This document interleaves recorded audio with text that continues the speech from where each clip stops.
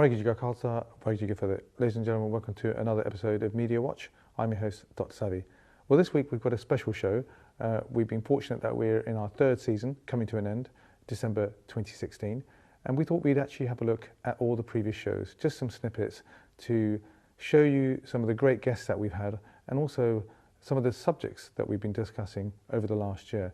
Well, this year has been a fascinating year in terms of media, a fascinating year in terms of politics as well, what with Brexit and also the election of Donald Trump. We've also seen a terrible situation in Syria not getting any better. So sit back and let's watch those episodes that we had before. So I'll introduce you to him. Dr. Pete, welcome to the show. Warigiji Khalsa. Thank you for joining. So tell us a little bit more about your career. So you moved from being a PhD in... I started, my background is I started off as a chemist and I loved chemistry, but I really realised when I was doing chemistry that my passion was computing. Okay. So then I started playing with my computers and I ended up being an IT guy. And I worked for lots of different companies. I worked for Apple, I worked for Ernst & Young, I worked for the European Commission, and over those years then I built a career in consulting and I help companies who are transitioning in any type of IT project. So they might be buying or selling a company, or they want to change their systems, or they want to become more efficient and effective. And that I did for 20 years with a large consultancy in London. And the last 5 years, I've been running my own consultancy and now an IT outsourcing business. Fantastic. And we help clients around the world with IT problems. Brilliant. And so we will cover in a minute the other subject, which is a subject that's close to your heart with regards to staying or leaving the EU. Well, because I worked in the EU, I've got some passion, yes. Absolutely. But let's talk about the first topic. The first one is to say, sadly, a few hours ago, literally before going on air, we heard that something like 82 people died in a bomb explosion. It was the third bomb explosion that's taken place in Baghdad. And unfortunately, there are also 87 other people that have died as well. And there's an escalation of violence that's continued to happen. Now, I wanted to ask you just briefly, you know, you've got experience of using computers, you know about media, you know about social media and all that.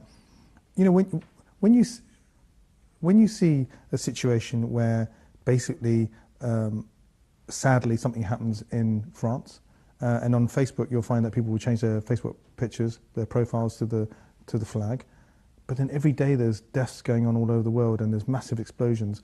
And I think recently there was a massive explosion that took place in Karachi as well.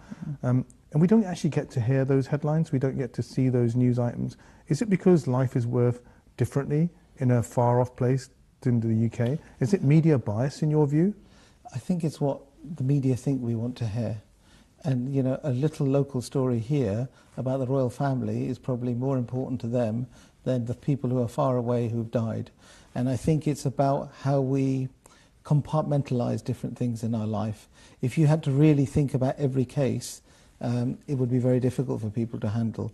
When it's something close to home, in the sense of, yes, it's in Europe, they can envisage themselves walking on the street of Paris, they've been there, and you know the media themselves have been there, so the media are also part of this, then they just try and compartmentalize all these other things, like what goes on in South America. People are dying every day, people are dying in other parts of the world, and they don't want to think about them like human beings, because otherwise, you know, it doesn't sell more newspapers. Are you saying it doesn't resonate with them? It doesn't resonate, that's right. And also, it's also about, you know, as human beings, you know, there was once slavery in the world.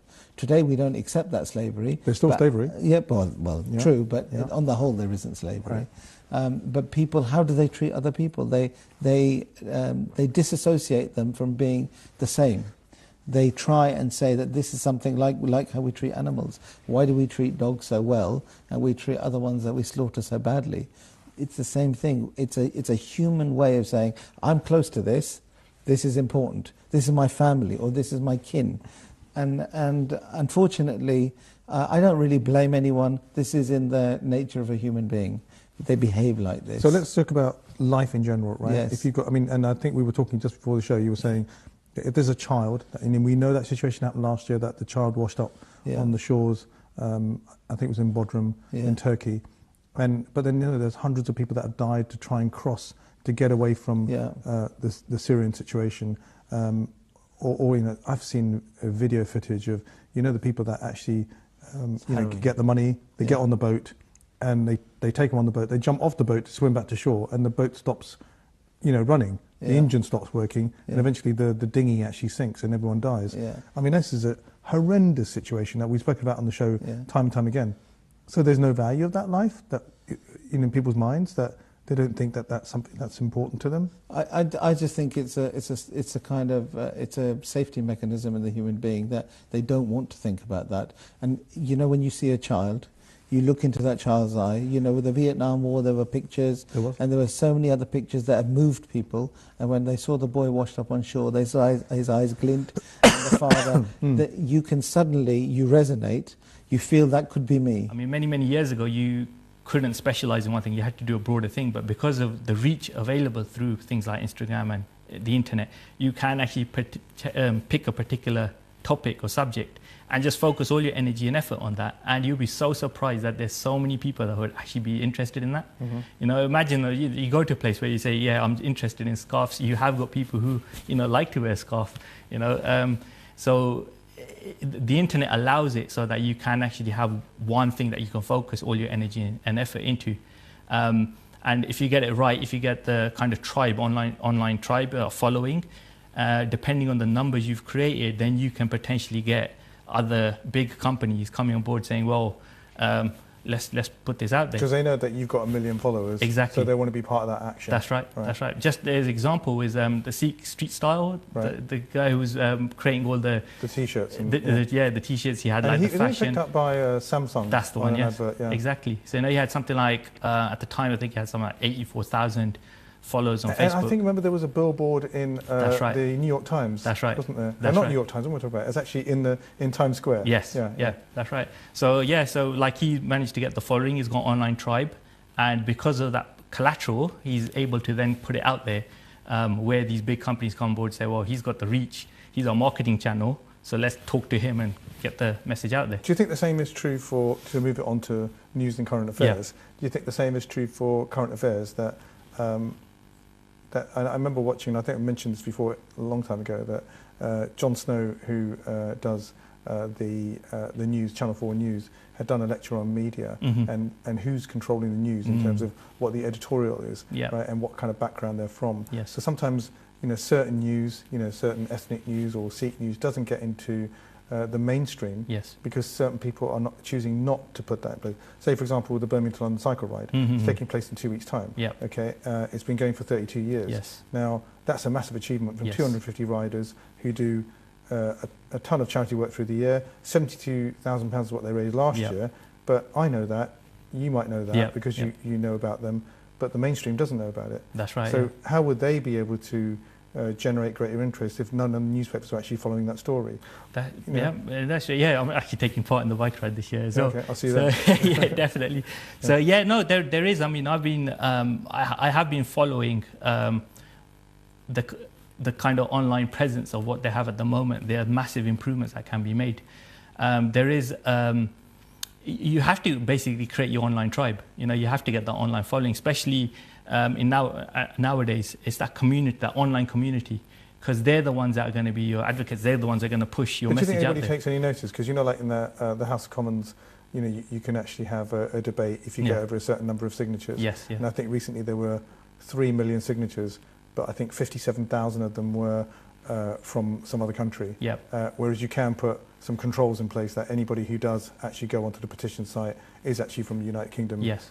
So maybe sometimes that 3 million is skewed a bit. But even if you took out the 50,000 or whatever it is out of that, that's still a sizable number of people that are asking for a referendum again. Right? But how much of that would be, how much of that is part of the democratic process? Is social media really that influential that it can change people, politicians' minds?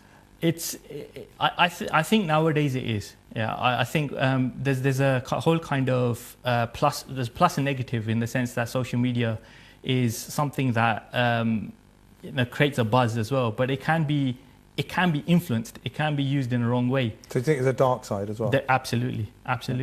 So, Satnam Singh, Waheguru Khalsa. Waheguru Khalsa, Waheguru Fateh. I'm a full-time therapist. I treat people under Ayurvedic therapist, which deals with people suffering from strokes and sport injuries and all that. Fantastic. And on top of that, as you're already aware, I've had a massage from you. yeah. So I basically I also do charity work for Saka Bike Ride. You do, yeah. And you were actually one of the first bike riders about 30-something years ago. Long time ago, yes, Yeah. absolutely. And you still do it? Yes, I still do it, and it's a challenge. It keeps you going and keeping you into the rhythm of keeping fit rather than getting Absolutely. fat. So you and fit. practice what you preach? Yeah? Absolutely. All right, brilliant. Simajit, welcome back to the show. Good to see you. Good to see you. And you tell us about, I mean, now, one of the things I didn't mention, as well as being an author, you also do a lot of work with the charity that you started for the 84 widows, which is called Durham, right? And it's very field-based work, isn't it? Tell us a little bit more about that. Well, Savi, we've had the privilege of serving widows for over 12 years out of the disappearance cases in the Punjab. So a lot of people who had themselves been tortured as well as family members being killed.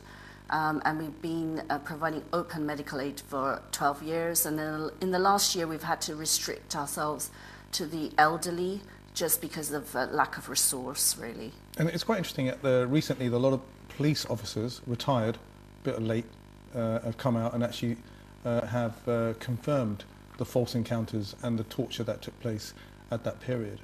A little bit late, yeah? Late, but in terms of the human rights movement, it's better late than never, because this is a prime time. In the next 10, 20 years, literally you could still capture survivors or witnesses who have witnessed torture or witnessed unjust killings of the Sikhs.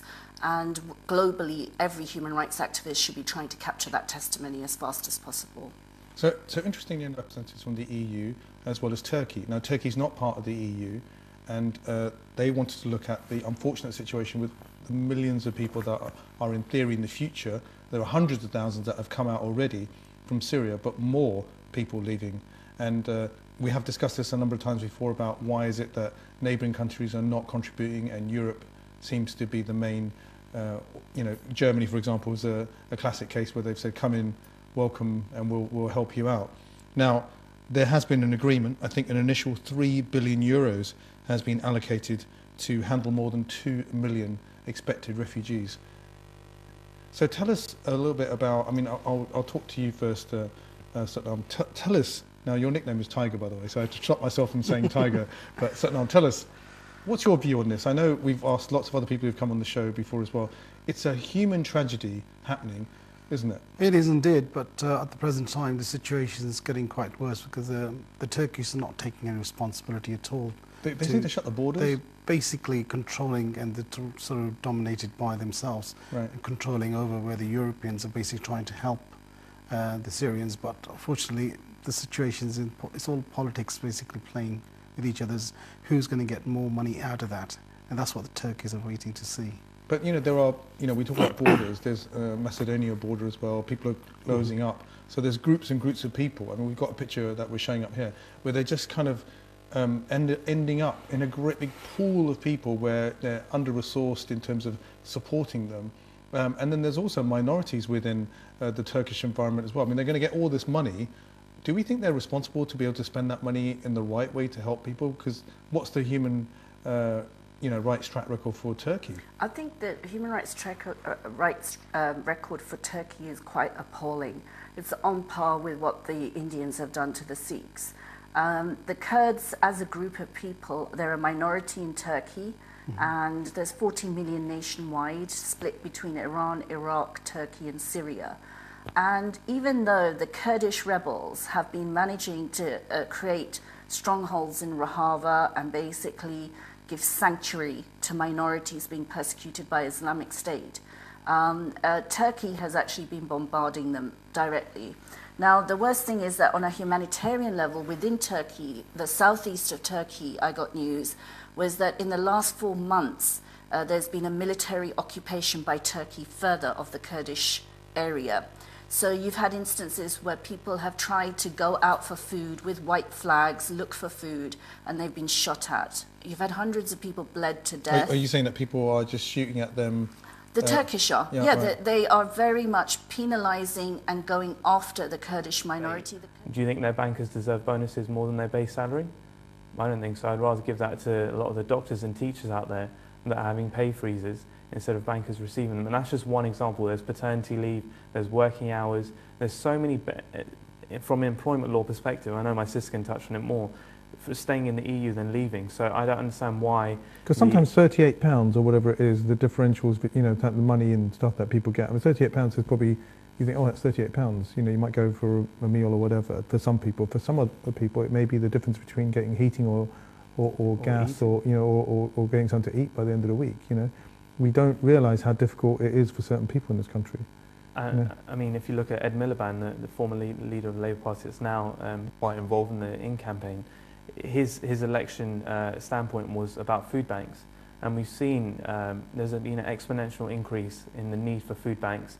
I personally help out a lot of soup kitchens in my spare time as well, and you just see the dependency levels that you do not see in the media. And the fact is, we all live quite comfortable lives, and we're very blessed for that, but there are so many people out there that have a choice between eating or heating, and £38 a week is pivotal, not just for them, but for their kids, for their elderly, you know, members of their house, and that's what we really have to think about. Absolutely. Let's move on to, we're going to put a picture up in a second about the, this is related to the point we were making before about immigration. One Black Vote, right, let's put the picture up right now, made this particular picture, which at first view may look something like there's a racist on one end, which is depicting a stereotype of a skinhead. I know a skinhead, but he's not a racist, but he's a quite nice chap actually. But then on the other side, you've got a person in the saris. Is that, you know, is that supposed to be a depiction of an immigrant or something? I don't know. And then on a seesaw. So the seesaw is supposed to imply, you know, you need to get your act together in terms of coming out to vote. Is it racist? That's been one of the points. What do you think when you see that? Do you think it's like vote for us, otherwise you're going to let the racists in? I think the image in some senses does depict racism and the way in which they have a typical looking, could be racist person on one side and a very Indian looking lady on another side. But although, also, I was thinking actually, sorry to interrupt you, when I first saw it I thought the person on the left hand side, or you know, the person in the sari, has probably been in there more years in the UK than the young lad, because it used to be my dad, who lived on his street, had lived more years on that street since 1960 than all his local neighbours that had moved in. Sorry. And arguably worked probably a lot longer than the other person. And paid more into the system. More, yeah, precisely. But I think what it is saying, and I hope it's saying, and I think what we should try and get from that image is that everybody needs to go out and vote on the 23rd. It's so important. Everybody's votes will count. And in a way, it's saying that it is your vote. A vote is a vote. Go out and vote. But is it racist? Saying a vote is a vote isn't racist. I think the image itself could be perceived to be racist. Because of the stereotype, or because of the stereotype, the way in which the gentleman is pointing at the woman. in an I think that kind of and it's with an aggressive sort of look. Yeah. So I think. Where's my dinner? Maybe, you know. Where's my curry? Yeah, where's my curry? I mean, just get that to the curry house and make some. You know. just to carry on from my sister's point here. It's not a racist image, it's a provocative one. And you have to look at Operation Black Vote do some absolutely fantastic work. And you have to think about, sometimes you have to think about where they've got to in terms of that picture. Didn't they actually encourage more magistrates as well? They had that thing as well. Yeah, they did. Yeah. And I mean, and to touch on my article that I wrote for the Fabian Society in December about ethnic minorities and in politics and in the UK generally, not so long ago we had senior politicians in this country like Enoch Powell and his Rivers of Blood speech, where we had racism directly towards Commonwealth migrants, and now we're having it towards the EU migrants, whether we swap Enoch Powell with, let's say, Nigel Farage, Maria Le Pen in France, or some of the right-wing insurgencies in Eastern Europe or Germany. So we have to think, we're very sheltered now. We think that we're on an equal playing field, but there's been so much that a lot of political parties, like the Labour Party with the Race Equality Act in 2010, and even some of the New Labour stuff before that, to bring us to this point. And that's what that seesaw is saying, that every vote matters. And the reason why the seesaw is not like this or this, it's on an even playing field, is because despite your colour, crease, whatever you are, you have an equal vote in this country. And that echoes a lot of what Sikhism's about. Because we essentially incepted because Guru Nanak Dev Ji rejected the caste system, because he said everyone's equal. And 10 men and women are the same. Exactly. So, I mean, I'm not saying that there's a heavy Sikh influence on that photo, but I'm saying there's a lot of synergies that we can make towards that. And it's provocative, but hopefully it wakes up a lot of our ethnic minority voters out there and tell them register to vote and go and vote on the 23rd of June, because every vote will matter. 4 out of 5 polls that came out this week have shown that the Leave side is increasing its, it's the gap between Remain and Leave, it's shutting. And they're having the insurgency in the last minute, so we need to get our votes out. Do you think it's like equal pegging in terms of whether you were an immigrant and you're more likely to vote to stay in? And if you actually were born in the country, which you could mean you were from immigrant parents anyway, what do you think there's a change in attitude? Do you think people are more, well, it's my country, therefore I need to protect it and all the rest of it, from the so-called threat of more? Because I saw a headline somewhere that said that in the next 5 years the UK population would increase by 5 million, right? And then there's all this talk about strain on resources and stuff. That seems to be the immigration argument this week, actually. What's your view on that? Do you think that's scaremongering? I think it most certainly is, and I think the argument is focusing in some way too much on the insurgence of migrants, immigration, flux, and so forth. I think what we have to think about, and the importance of this EU debate is, to me anyway, from a legal and a criminal background, is that by staying in the EU, we are fighting crime, and that's got to be important to everyone, whatever race you are, whatever you believe in. Extradition laws and the procedure were all followed up, and the process has become a lot more speedy by the introduction of European arrest warrants. We're able to get justice for criminals that are here by bringing them back from the EU easily, readily. Radio 4 had an advert this week for the Leave campaign, yeah. And the whole of that campaign for about 4 minutes, whatever it is, because they get equal pitching, was on that, was talking more about if you vote, to leave, then it's easier for you to, kick those people out that are crossing borders and doing violence against the population. So that bit of information that you just said, yeah. Which is the fact that it's easier for extradition, nobody knows that. No, and it's so, I do extradition cases. I quite often go to Westminster to the court and represent often EU citizens who are wanted to go back to their countries. But the process is made a lot quicker because we have this with the EU. We have a process. We have the extradition warrant. Without this European arrest warrant and leaving the EU, it's going to make the process so much more difficult. We will have, and we may very well have for a very long time, criminals who are wanted in the EU for crimes that have been committed remaining in the UK because there is no way of sending them back. So it's the kind of a counter effect rather than what they're saying. Now, we touched on Turkey earlier on. So again, more scaremongering. Oh, you don't want Turkey people coming in, do you? Isn't that racist? Effectively it is. I mean, I know you had a guest a couple of weeks ago that was very, he was a Brexiteer, he was very, We try to keep it balanced. Yeah, I completely respect that. There are two sides and both sides have valid arguments, but I'd ask the outside, the Brexiteers, to just name one empirical study that shows that migrants take more out of the system than what they put in. The fact of the matter is, and we're all kids of migrants here, all our families work hard. I don't think anyone leaves their country and comes to the UK to not better themselves and make a better life for their kids. And sacrifices as well. That. Yeah. And I've asked UKIP members, I've even asked senior UKIP politicians to just name one paper where it shows that migrants are taking more out of the system than not. The argument is... Then there are people that are actually taking a mickey though, don't forget. There are a couple, but it's always a few that spoil it for the many. But I think the argument comes down to infrastructure. There's a lack of schools, there's a lack of hospitals, there's a lack of social housing. That's not due to the migrants, that's due to poor planning by previous governments over the last 20, 30 years. Because there's not enough houses in the UK because there hasn't been investment in that area, not because there isn't. Exactly, it's underinvestment, and I think that's where we really need to look at. But there will be a lot of scaremongering. I mean, if you look at their out campaign, Boris's big bus that he has a big sign on there saying 350 million going to the EU. As long as it's not a plaque, we'll be all right. Yeah. Sorry to interrupt. Well, I hope you were inspired by some of the great guests that we had. Like I said before at the beginning of the show, we still have critical things to take care of. Maybe that will inspire you to hopefully do something about it. As we go into 2017, we look forward to a better future for all of us. And we also look forward to seeing you tune in to future shows. Waheguru Ji Ka Khalsa, Waheguru Ji Ki Fateh.